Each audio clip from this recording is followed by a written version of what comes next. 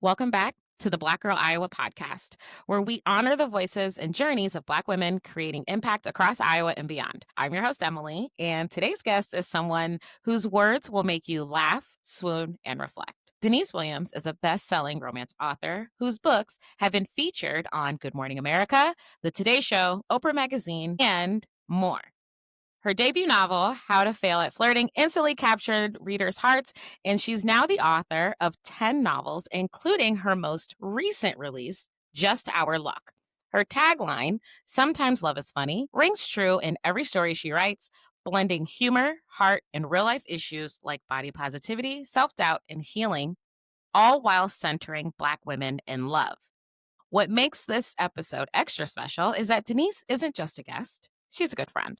We met at work, and the moment I found out she was a published author, I had so many questions. How does she do it all? Juggling a career, family, friendships, and writing book after book. I'm truly excited to have her here today, not to just learn from her, but to share her story with all of you. Because if you've ever thought about picking up a pen and starting your own story, this conversation will remind you you absolutely can. So, ladies, gentlemen, and non-binary friends, I'd like to welcome Denise Williams to the show. Denise, thank you so much for being here today. Thanks for having me. It's always so good to chat with you. Yes, absolutely. And I also just want to point out that one of the things I forgot to say about Denise in her bio, and I do apologize, is she absolutely is 100% a badass woman. One of the best things that I love about Denise, and also shout out to Tara Lawson, is they had this really great, awesome program at where we met, and I got to do the program, and it was fantastic. And I one of the things that I love about Denise is that she is truly a woman that supports women, and she supported me during a few different things that have been turbulent in my life. And I'm excited not only to have you on the show, but to finally be able to pick your brain about all of the author questions that I have. Clearly, we're on audio, but I'm making little heart hand. She's making a heart hands, guys. So yeah. So what I want to do first here is I've been to a couple of your sightings.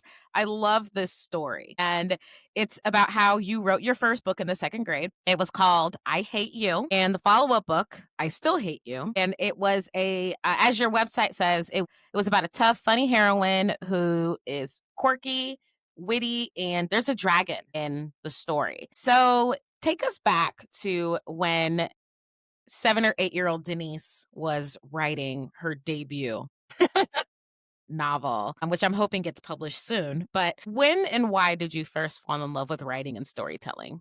I've always loved telling stories. That first book was an assignment in class, and I'm that girl, so I did too. But they had us write it, and then we wrapped cardboard in wallpaper samples to Okay. bind it. And then you illustrated it and all of that. So that was a class assignment. But I've always loved telling stories, making up stories. I wrote Mhm. a play the next year. It was a 7-act play. It was 9 pages long. There were like 37 characters. Is I mean, simultaneously the best and worst writing I think I've ever done. I love it. I found a printed copy of it because it was 1992. It's not on the internet. Yeah. In COVID or right before COVID, and I brought it into my office, and my staff did a table read with me on it. So Oh. I've always loved telling stories. I've always loved writing, but and this is maybe going a little far afield, but then I went to college and I went to graduate school, and my writing turned to things I was researching. It's Mhm. storytelling still, but it's a different kind of storytelling.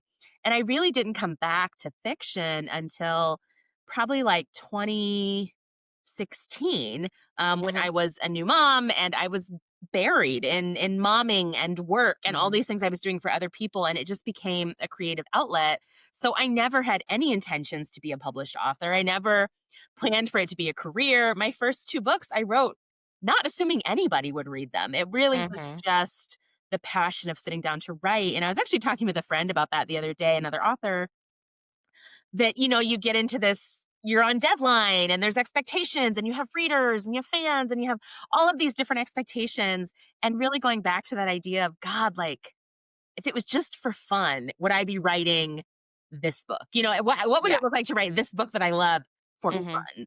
Right. And it was Regina Black, who, totally unrelated to this story, is amazing. Mhm. And Art of Scandal was her first book. And it is like The Good Wife if it was filled with Black and brown people.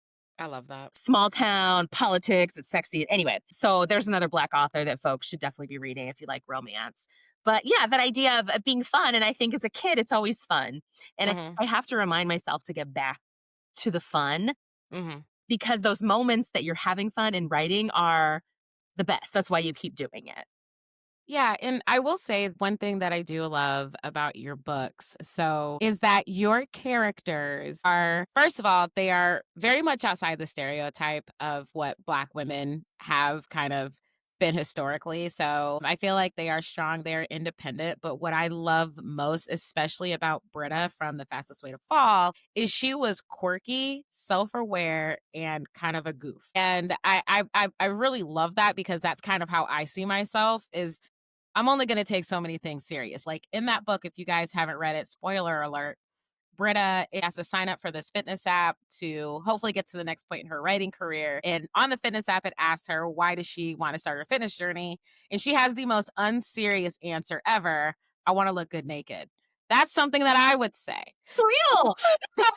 That's a real thing, right? But some people would be like, Emily, like that's not serious. It's usually like, I want to get my blood pressure down. I want to, start a healthy life. No, I just want to look in the mirror and be like, wow, I did that.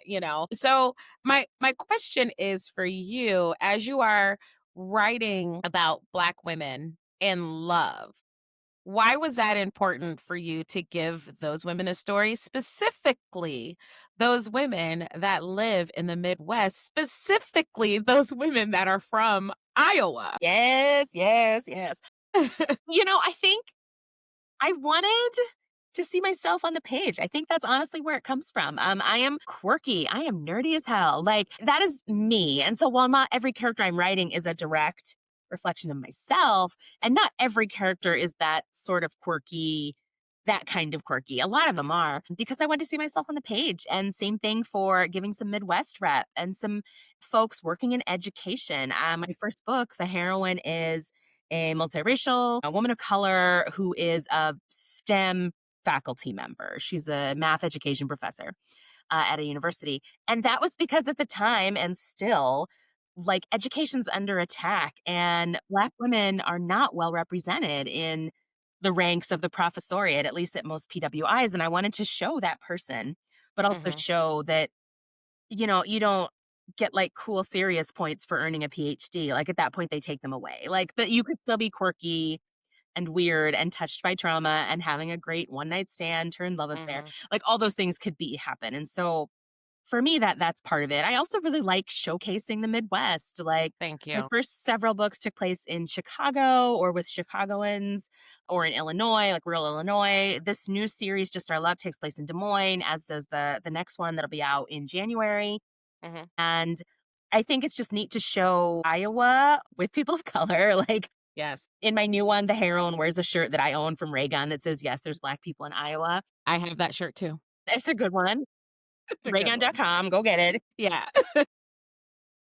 But also to show, like, there are Black people here, there are brown people here, there are Asian people here, there are trans people here, there are queer people here. And also that there's a city here. Like, Yes. yeah, lots of Iowa is rural, but we do have a city here. Mhm. I think it was somebody from Australia. They tagged me in a book review and said, like, this is a beautiful small town romance. And it was a lovely review. And I'm sure they didn't know anything about Des Moines because they're not from this Mhm. country.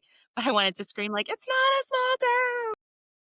There are 300,000 people that live here. Like, it's teeny anyway. Like, it's a city. So yeah, that's for me part of it. And maybe that's a lack of imagination. But I think for a lot of us as writers, especially writers with marginalized identities, truly is. I love reading books where I see myself on the page, and that's what I wanted to give. And for me, the most meaningful things I ever hear from readers are, I saw myself on the page. Mhm. Whether that is a character or a scene that lots of people recognize. Fastest Way to Fall, I think a lot of women especially resonated with Britta and Yeah. her journey, like with body and strength and all of that. But in others, it's much more specific. The heroine in Just Our Luck figures out her ADHD diagnosis along the way. And it's a lot about Mhm. how we balance feeling not enough and too much at the same time. And like the people who get that, like really get that. And that just Mhm. is amazing to hear from those folks that like, yes, like you saw yourself on the pages of this book. Yeah, I definitely saw myself in Britta.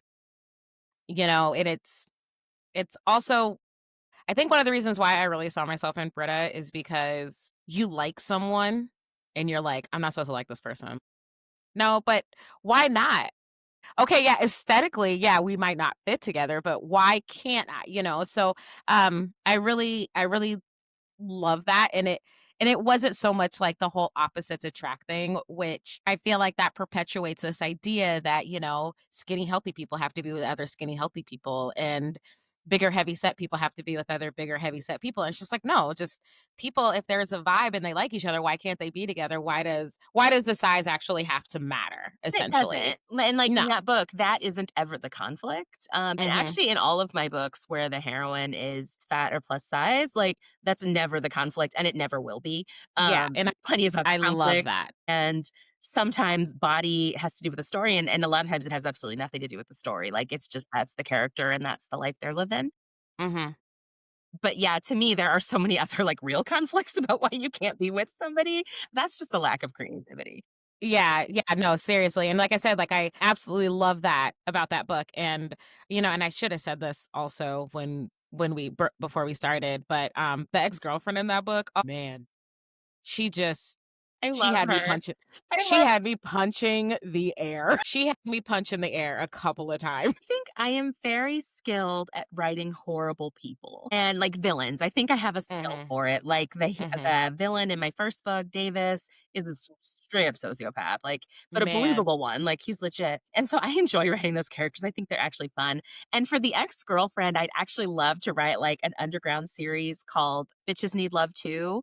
And it would be about centering the love stories of all of these like women Yeah, antagonists in the yeah. book who are not maybe evil people, but they have done some things They make and bad choices. like to show their redemption. Mhm. And kind of the ex antagonist in my first book, she's actually featured in my third novel as a mentor to somebody. And so it's nothing about her love story, but you do see her like hair and intentionality and her professionalism and the way that the heroine really looks up to her. And I liked giving her that bit of like a redemption and arc. Okay.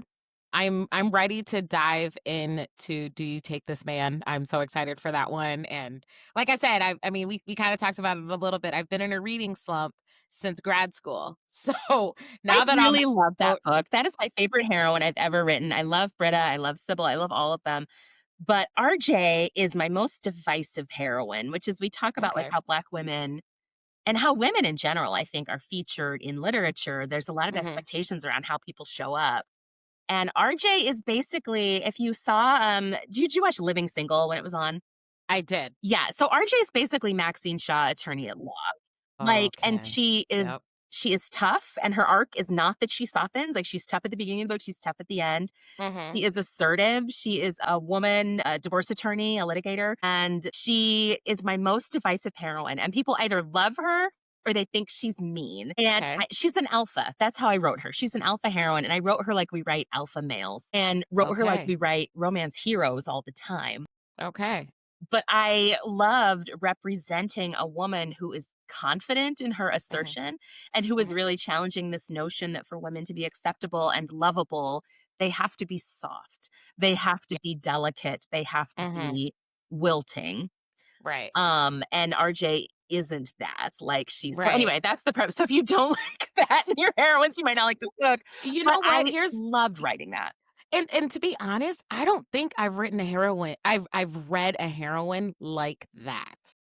So that for me, like I'm really excited. But I feel like the other thing that I want to ask about then, and we'll move on to the actual questions that I sent you. Yes. This always happens. Is you said already that you love to write what you write kind of what is reflected in you and you want to be able to see yourself on the page, but it sounds like especially with RJ and maybe with a couple other of your characters, not even just the heroines but those supporting characters, you're not trying to. You are writing outside of that romance norm.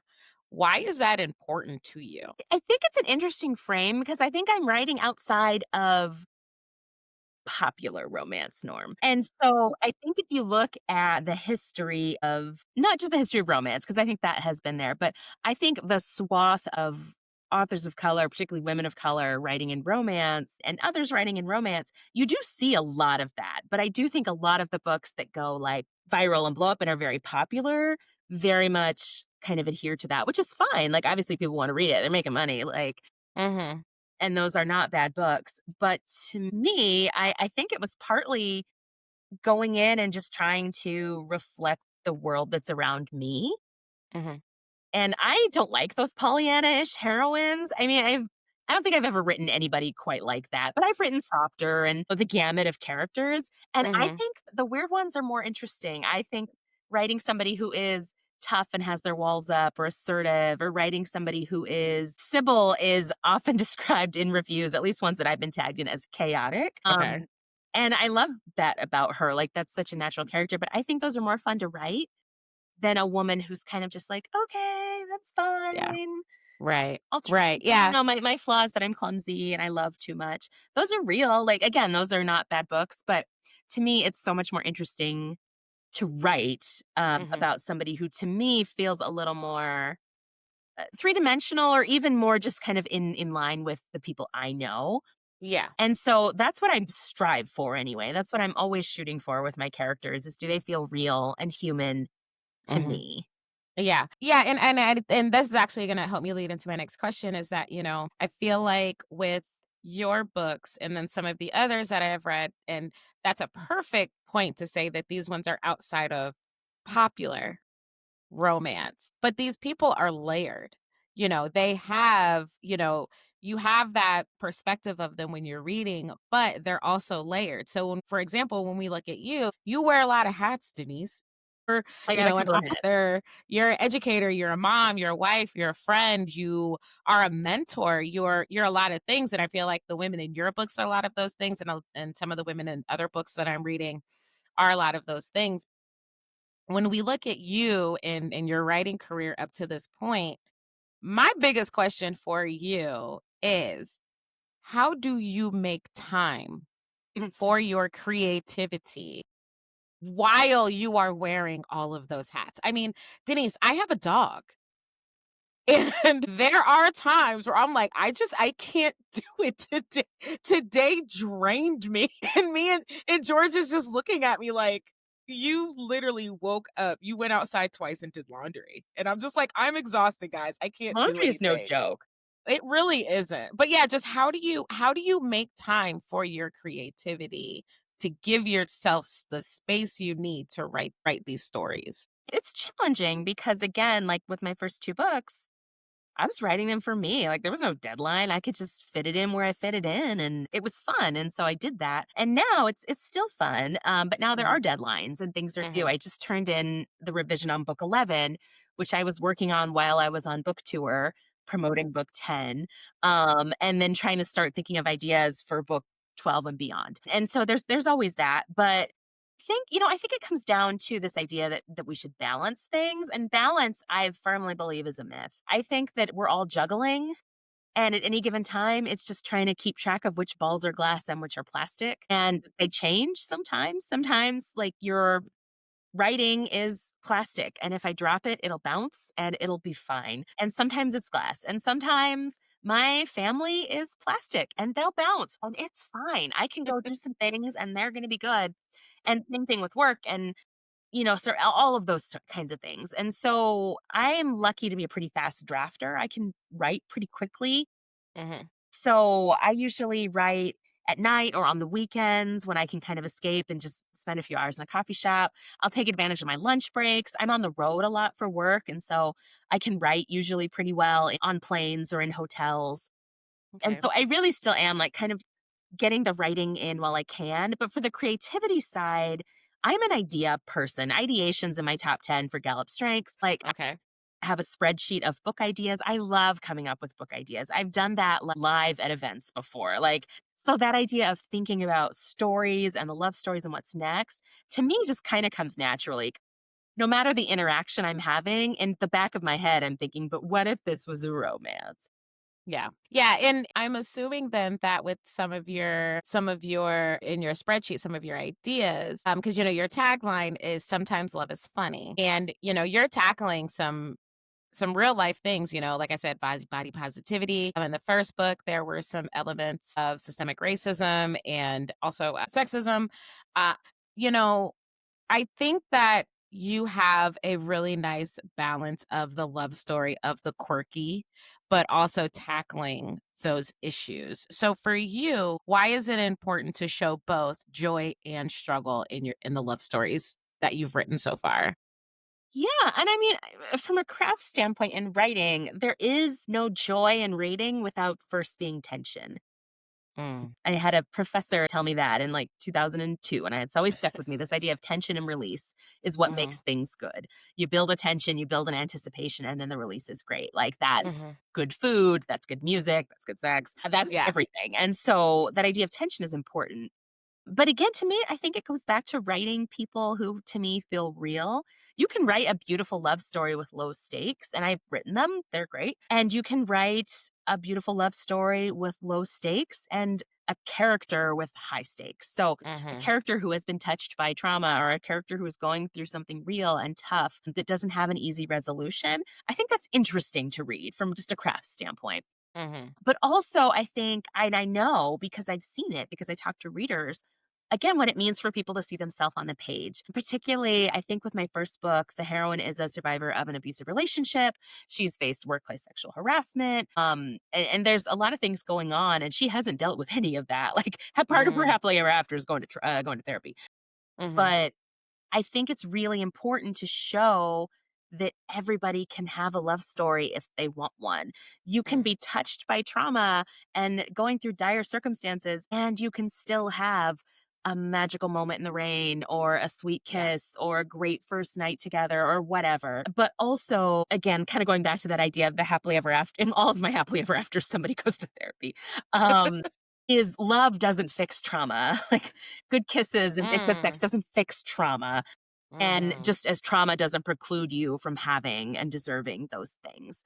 And so I think for me, I love the idea of sharing that multimodal happily ever after that you get the guy, but the guy gets you Yeah. and you see yourself as the prize by the end of it. And I Yeah. think for so many people, that's tied to what they've gone through. And again, like some of those books are heavier. There is that heavier trauma. Some of them, it's just people who are guarded and have had their heart broken. And that's a very personal trauma, but that many people can relate to. For most of my books, there's those pieces. And again, I've written like the light, fluffy, low conflict books too. They're fun. All Yeah. three of my airport novellas are totally like Those were fun. I have read those. I really love those. yeah, and the stakes are low and they're fun and there's not there's not much trauma. They're candy. But I do think, when we have folks who are going through something, there's just so much emotional layers. And to me, Mhm, I think in the end, it makes their happily ever after feel more hard won. So as a reader, you do have that release of tension that like mhm. there's been all this ramp up of, oh my gosh, how are they going to stay together? How is this person going to be well? How are they going to get over this thing? And then they do, and they're happy. And it's like, I let out a sigh of relief. Yeah. Those are the books I love the most when I finish it and I let out that sigh of, I feel relaxed now. Like things are happy Yeah. and we can move on. Yeah, and I mean, that's a fantastic quote. "Love does not fix trauma." It doesn't. You need to put that on a t-shirt and sell it, my friend, I because did not coin it, but that right there is spot on, and again, I think that especially, like, when I look at our generation, we're starting to realize a lot of those traumas that we kind of thought was, "Oh, well, that was just something I went through." No, sweetie, that was trauma. It's okay. But at the same time, again, seeing those people in your books, I think is incredibly important, and I'm really looking forward to reading the rest of your book list so then I can kind of pick out those things and see how they relate to me and also what else it is that I need to be working on. So, because there well, like I is said, I hope you there's like always something. I hope you like RJ. And then the one after that is Pearl and Cord, who were in The Fastest Way to Fall. And that again, that's one where it's super angsty, but it's not a big, huge life altering trauma. It's a very personal, like story of growth and abandonment and finding your person. And anyway, I've written them both. I've written them all, and I'm sure I'll write more of both, but Yes. I do think when we can bring in real world issues, it also is a way to talk about it and to Mhm. showcase it.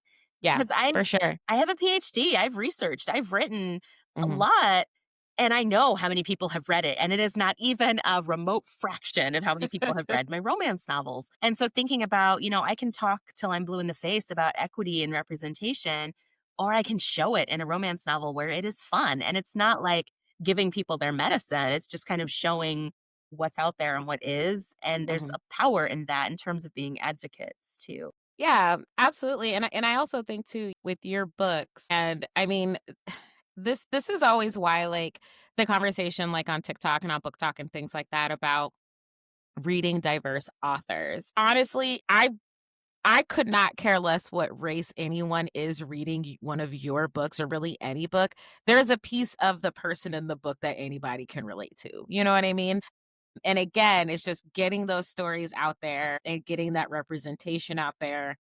That's kind of one of those ways to where it's just like maybe we really aren't so different because, just like a white author might write about a quirky girl that is a little chubby and would rather drink wine and pizza for dinner, women of color do that too. So, yeah, like And yeah. it's interesting being it's not it is interesting, but as authors of color, we talk about this all the time. Like, do think but you will feel a more nuanced representation. And again, that idea of seeing yourself usually when somebody of that identity wrote the person, where you will Mhm. see even something as simple as like folks wrapping their hair or like paying attention to their hair or Yep. like for a fat person, like being cognizant of different things.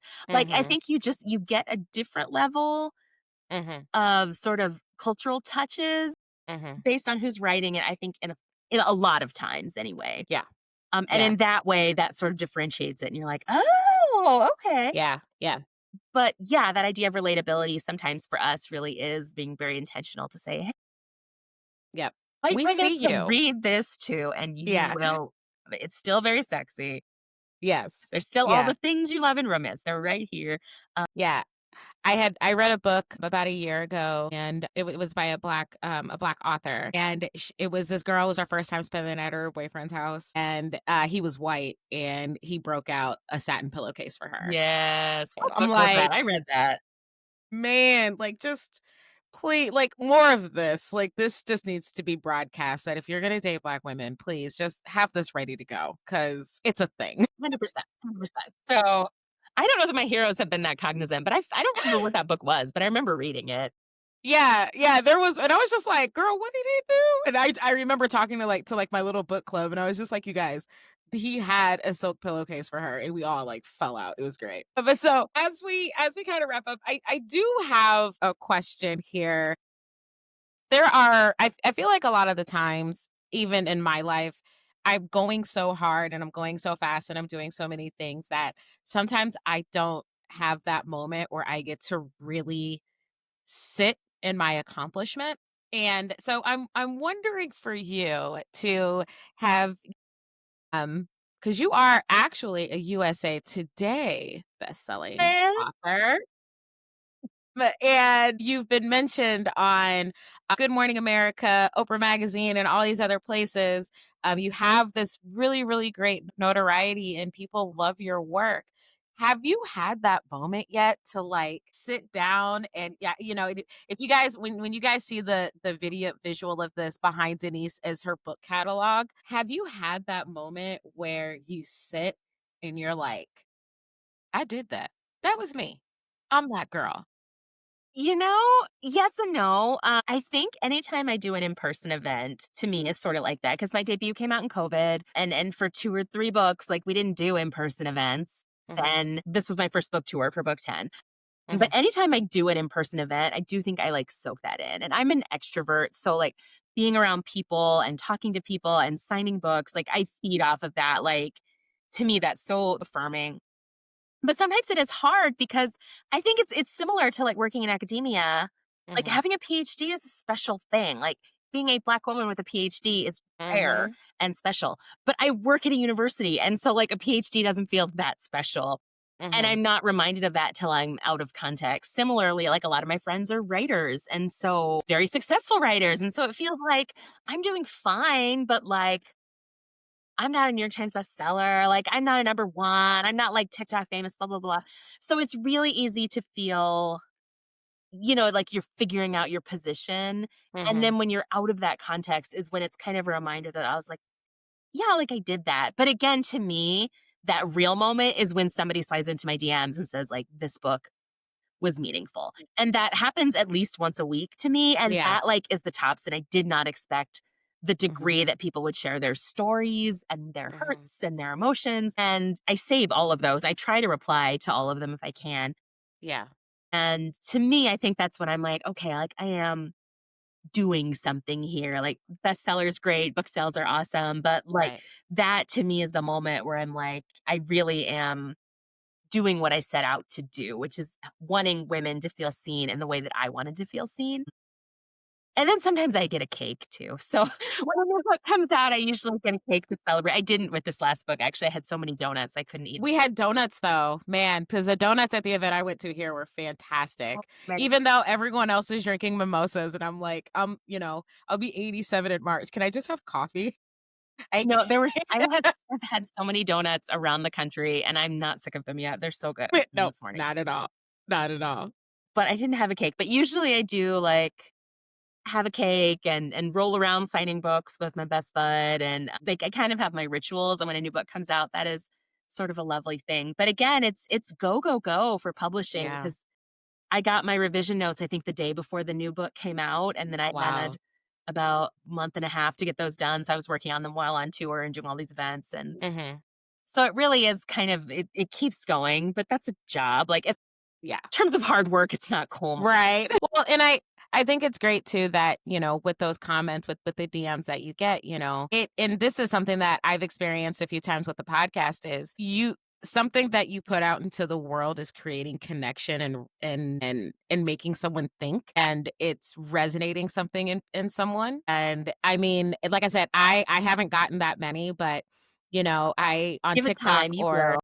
yeah, I hope so. But, like, at least on TikTok, though, like, I've had quite a few girls slide into my DMs, and they're just like, "Hey, I'm moving to this town," or, "Hey, I'm in Dubuque, I'm in Charles City, I'm in, Black Girls We Here." I'm just like, "Yes, we are here. We are all over Iowa. Let's stand up." So, I think that's a fantastic, and like you, like, I try to reply as much as possible, but it's definitely kind of that reward that you weren't expecting. It is, and it's that I don't know, that, like, human connection through a time when it's been challenging to have Mhm. human connection, and, we do Yes. now, but again, like, 2020 is when my first one came out, and that's when I was writing my second and my third one, and Yeah. it was in quarantine, and I've made so many of my author friends I knew through Twitter, and not Twitter anymore, but, like, now, Instagram threads, DMs, whatever.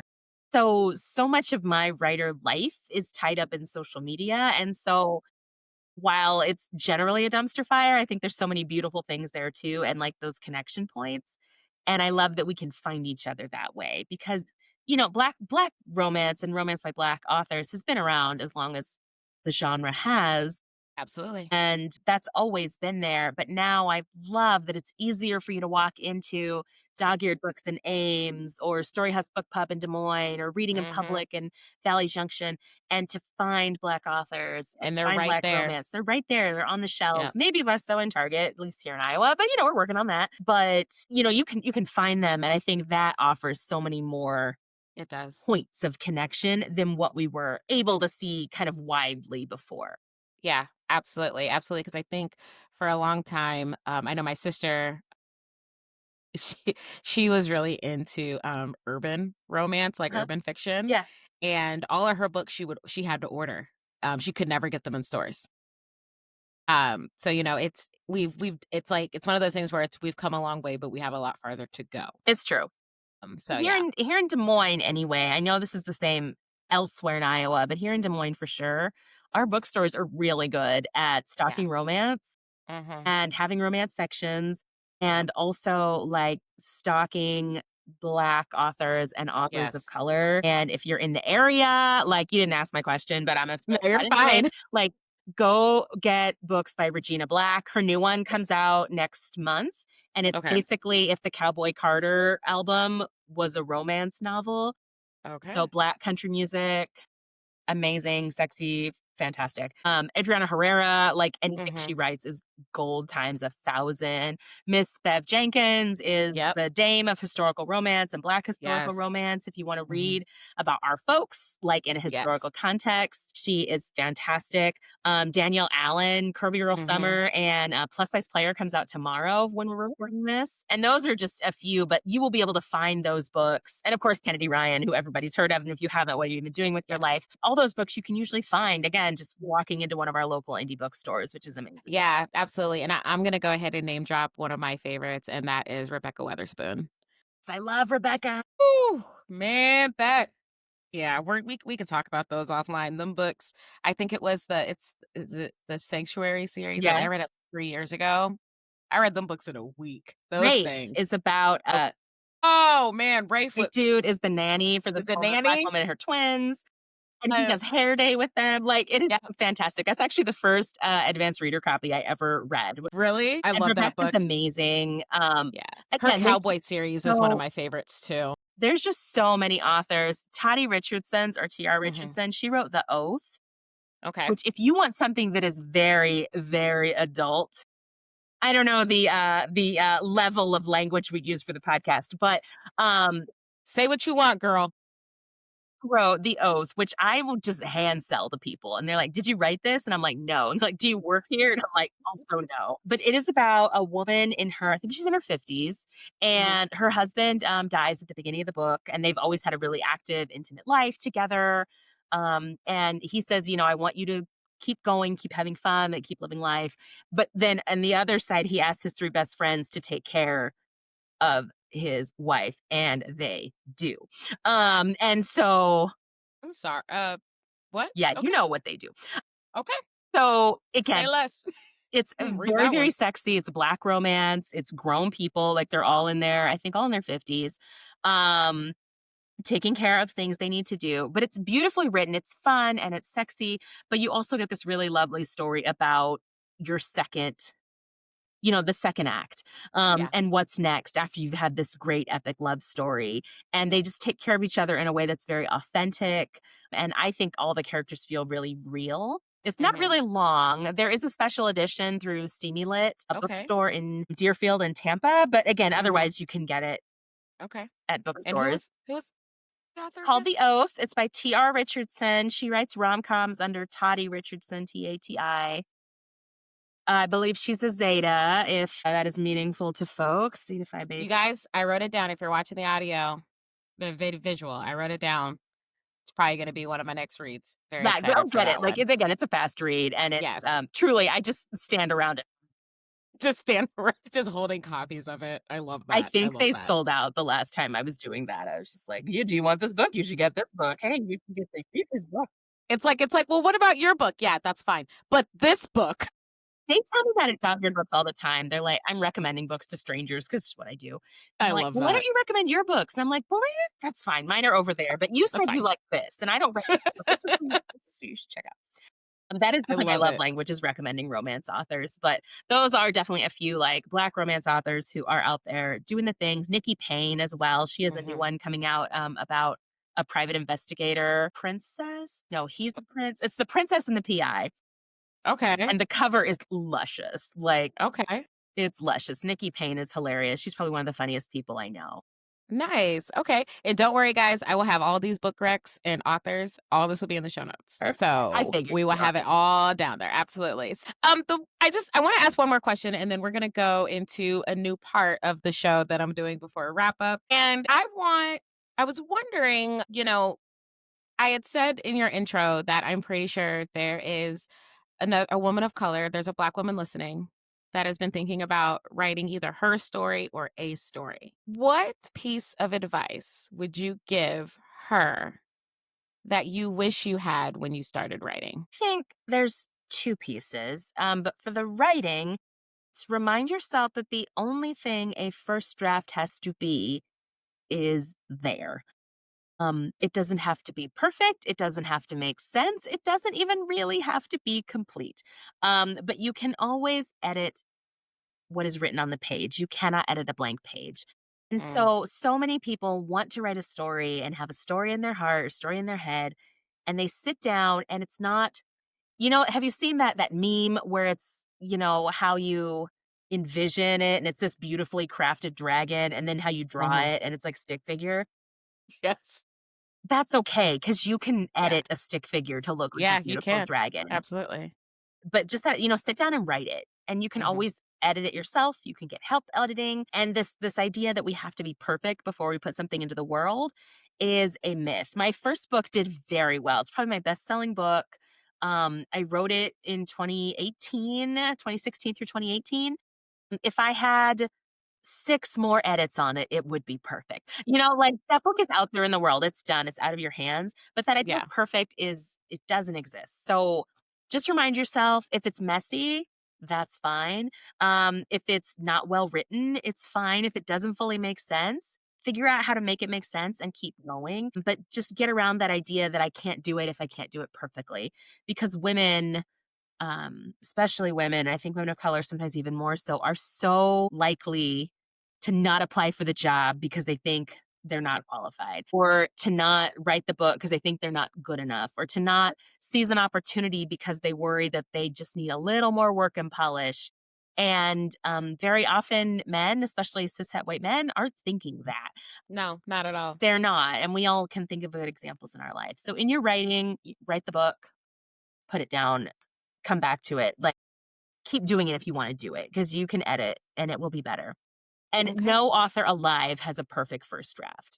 Mm. I don't care Yep. who they are. No author alive has a perfect first draft. Editing is a reason, or editing exists for a reason. And my other piece of advice is more with publishing. And with publishing, it is, if you're going to publish your book, whether it's indie publish or go traditional publishing, find your community. Mhm. And maybe that's people around you. Maybe it's like a local writers group. Maybe it's online. My group was online. But find your people because it is hard, especially if you're doing traditional publishing. Um, Mhm. 99% of the journey at the beginning is getting rejected. Yeah. It's trying to get a literary agent and getting rejected. It's trying to get a publishing deal and getting rejected. It's trying to, and there are wins along the way. And when it works out, it can work out beautifully. And on the indie side, there's other challenges, but find your community because they'll keep you going and Mhm. uplifted and like cheering. Right. I have lots of other publishing advice, but those are probably the two big pieces for writing and for publishing. Okay. Awesome. Awesome. Well, I do appreciate that. I think that, just going back to you cannot edit a blank page. Just put it down and then you can always go from there. That's fantastic advice. So, I'm doing something new on this season of the show where we're going to do a lightning round. So, this is a way for the listeners to get to know you better and to maybe get you to think about something that you haven't maybe thought of ahead of time. First question is, and I've got 10 of them, so we can go through these as quick as you want. Number one, first thing you do when writer's block hits. Panic. Valid. I panic first. The second thing is I struggle. And the third thing is I set it down and I go write usually something super sexy that I'll probably never publish. Just Okay. write something that's just for fun and just for me and whoever I choose to show it to. And that kind of is a brain reset usually. Okay. Book you've read more than once and still love. The Real Deal by Lauren Blakely. Honestly don't know if there's any people of color even in this book. It's very white. And it's not like deep trauma. It's a fake dating boyfriend for hire romance. And there's just something in it that makes me kick my feet. And I love how she writes. She was one of the earlier authors that I read, and the audio is great. Is Teddy Hamilton the narrator? I think he God, I is. hope so. And Teddy's done a bunch of my books, narrated a bunch of my books. I love audiobooks. Like, the moment for me of a new book, for one of my new books, is not when I hold the physical copy. It's when I hear the You audio listen for to the it. first time. I love that. That was an aside, but I think Teddy Hamilton does narrate that one. Anyway, love Okay. that book. Have read it. I usually read it like once a year. Okay. Favorite fictional couple of all time. It is probably, I don't know. It is probably like a Disney couple from like back in the day. Nice. I mean, my first crush was on Eric. Now, in Okay. retrospect, Eric and Ariel, what was that? They never Yeah. communicated. They didn't talk. He loved that she was silent. Yeah. Yeah. He just really wanted a submissive woman. That's Yeah, I really all know. that it But that was. was Yeah. the early love. So I think that there's that. You know what my other favorite one is? Somebody, Mia Mansala, I think yesterday brought up the chipmunks and chipettes, like around the world movie. Like they race around the world. In a hot air balloon? Yes, in hot air That balloon. movie is my childhood. I love that I movie. love it. Oh, And we rewatched it recently with yeah. my son, and the racism doesn't So hold up. good. But Yeah. it's actually less problematic than I would have thought for when it came Yeah. out, because it was late Yeah. 80s, early 90s. Anyway, Right. I think they weren't really a couple, but Alvin and Brittany, the Yeah. leader of the Chipettes, to me Yeah. are like perfect Yeah. alpha energy, like Yeah. coming together. And Exactly. they're They sort of, can't stand each other, but they can't stand to be away from each other. yeah, they're like That kind of vibe. a precursor to a romance novel waiting to happen. And go Yes. watch that movie. Like, It's so cute. again, like prepare yourself for some casual 90s. Pretty bad. It's not as bad as I would have thought. Yeah. Got ya. Okay. Writing fuel of choice, coffee, tea, or something stronger? Diet Coke. Okay. And you might have already answered this one, but we're going to ask it anyway. Go to audiobook narrator or favorite voice to hear.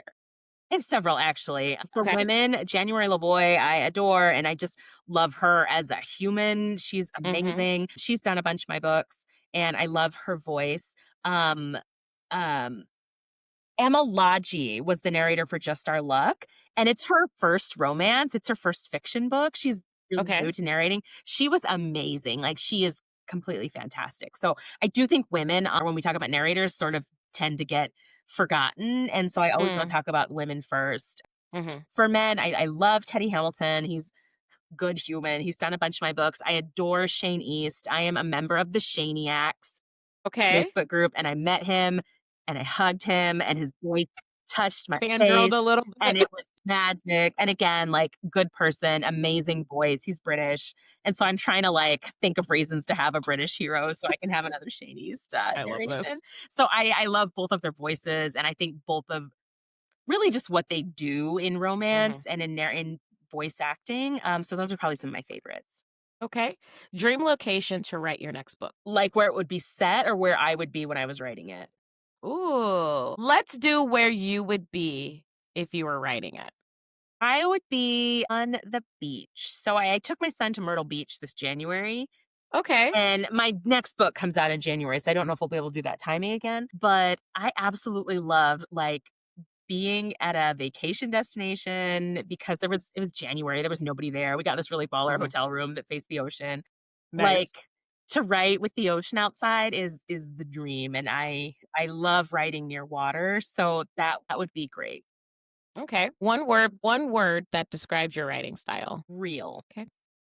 Funniest piece of feedback you've ever gotten from a reader. Oh my gosh, it's interesting because, well, there's so many things that are interesting from a reader. Gosh, honestly, it wasn't funny, but it was a reader who told me RJ was like Maxine Shaw, attorney at law, and asked if that was Okay. intentional. And I was like, oh my God, no, I've never even thought about that. But you're so right. And I reference that all the time now. And so I just, when folks kind of like bring these things up, and to me, I'm like, I'd never even thought about that. Like, Yeah, it's kind of like that light bulb goes off. that's kind of awesome. But probably the other one is Technically Yours takes place in the world of a tech nonprofit. Mhm. And kind of like a Girls Who Code type program for getting underrepresented kids into tech. And a reader's husband messaged me and said, chapter 34, ... I'm a software developer, and that was spot on. And chapter 34 is when the heroine is wanting to learn more about computer programming as the leader of this nonprofit. And so she's taking a computer science class, and the hero, who is a tech CEO, is quizzing her, and it's kind of a sexy quiz. And then Okay. things get out of hand, and like Fortran is yelled at the moment of climax. And it's one of the nerdiest love scenes I've ever written in my life, but it is pretty sexy. Okay. And so he messaged me saying, chapter 34, no notes. My wife was listening to the audiobook in the car, and I was like, okay, well, there we go. I think it's chapter 34. If you're reading the book, Okay. you can tell me if I got the number wrong. But that made me laugh and Okay. made me Yep. very All right. proud too. Chapter 34. I'm noting it. I have that book, so I'm noting it. Really good quiz. Okay. Something you're proud of that people might not know. If you've ever met me in person, you do know about this because I talk about it a lot. It's my Roman Empire.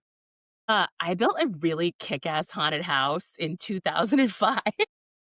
Okay. And I have a PhD. I've built programs. I've done a lot professionally. It is still in my top 5 of professional accomplishments. Okay. It was at a residence hall, a freshman residence hall. We had a day to do it. It was one of the most impressive things I've ever built in my life. And I was Nice. part of the design team. Yeah. And it genuinely scared 18-year-olds. And we made it Love in the this. residence hall. Like it was in a Yeah. conference room. Right. So yeah, I won't go into the details, but I am biting my tongue to not go into the details to describe it because I am so deeply proud of this haunted house. Love that. Yeah. I have I mean, it's funny is like kind of like with your PhD, I have a master's and Emily, so is that your proudest accomplishment? No, actually, I just got into Legos and I put together a money tree all by myself. Like that is my accomplishment. You know, My most recent, that is what I am proud of, is putting together this Lego set because I've never done it before. So it's I get these it. things. And truly, again, I am biting my tongue and my leg to not tell you the details of this haunted house because we don't have time for all that. But We'll get it on the next one for sure. All right, last one here before we wrap up. If you weren't writing romance, what genre would you try next? I have ideas for some things in other genres. I don't know that I will ever leave romance, but I do have some ideas for some thrillers and kind of the fantasy paranormal ones I have really are still in the romance realm, but I do have some ideas for thrillers and my agent reps a lot of thrillers, so I showed her some of the ideas and she's like, "This is good, but you have to remember to keep it focused on the thrill and not the romance." And I'm like, "Eh." Yeah. She's like, okay, never mind. We're just gonna put those over So here. I think that's what I'd write. I work on a college campus, and a group of students asked me to come speak about writing, and they wanted to learn about writing horror. And I was like, "Well, I don't write that." But like, we're Yeah. really, I want to talk about writing in general. It was only like a 30-minute presentation, so I did some research on writing horror, and then I started thinking, like, I got my wheels spinning. I'm like, "Oh, maybe I do want to write horror. This is kind of interesting." I mean, you put together that haunted house. I don't see why not. I mean, right. I hope those 18-year-olds are still scared, even though they're in their Right? late 30s now. Yeah. Awesome. Well, Denise, thank you so much for being on the show today and having this conversation. But before we wrap things up, though, I do want to make sure that people know where to find you. So I'd like to go ahead and roll out the red carpet, let people know where they can find you on social media, your books, and all of the great stuff. Yeah, thank you. My books are in all Des Moines local bookstores. Dog-Eared Books and Ames always has signed copies, and they've got a really easy way to order them online or through bookshop.org. Williams Writes is my website, and I link to everything there. I also have all my content warnings there. So if you want to see kind of what's in the book or like the heat level or spice level or the tropes or anything like that, I have all that information. I'm active on Instagram at Nick Will Writes. Same thing for Blue Sky and Threads and TikTok under the same name. And then author Denise Williams on Facebook. If you really want to find me, don't find me on Facebook. I'm never there. But I do have a page. You can like it. I have an active newsletter. So when you get on my website, there'll be a pop-up, but I always have like bonus content and freebies and giveaways. And I think my newsletters are pretty fun. You might not. I don't know. But you can always join my VIP mailing list, and I keep folks up to date with what's going on. Okay. Awesome. Well, Denise, thank you again for sharing your story, your writing journey, and all of the wisdom that comes with juggling life, love, and creativity. Your books have given so many readers, including myself, permission to feel, to laugh, to heal, and to believe in the power of love in a good story. Again, you can find Denise's latest release, Just Our Luck, wherever books are sold, and make sure to follow her on social media, as she's already said. To everyone listening, thank you for tuning into this episode of the Black Girl Iowa podcast. This and all my previous episodes of the podcast can be found on Spotify, Apple Podcasts, Amazon Music, Pandora, iHeartRadio, and YouTube. Be sure to follow along on Instagram and TikTok at Black Girl Iowa for updates, behind the scenes content, and more. And also, do not forget, you guys, I do have my website and blog, www.blackgirliowa.com, where I do share some deeper stories, reflections, and community features. And if you want to rep the brand, remember, guys, I got merch. It's at my Etsy shop, Black Girl Iowa Shop. So don't forget to subscribe, rate, and leave a review wherever you get your podcast. And as always, keep showing up, keep telling your story, and keep being unapologetically you. I'll catch you guys on the next one.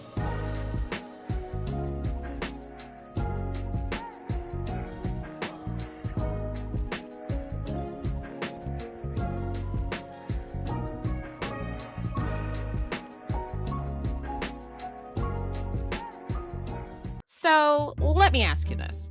When was the last time you took a moment just for yourself? Not for work, not for school, not for family, but for you. That's where journaling comes in, and that's exactly why I created my journaling kits. Each kit is designed to make it super easy and honestly really fun to start your journaling journey. You'll get a decorated journal with over 100 prompts to spark your creativity, plus washi tape, stickers, cards, and even a sweet treat to keep you inspired. Journaling is more than just writing. It's self-care, it's reflection, it's dreaming bigger. And with these kits, you don't have to stare at a blank page wondering where to start. I've got you covered with prompts that will help you reflect, plan, and grow. They're just $18, and you can grab yours today on Etsy in the Black Girl Iowa shop. Don't wait to start your journaling journey. Your thoughts, your dreams, your story, they deserve a page.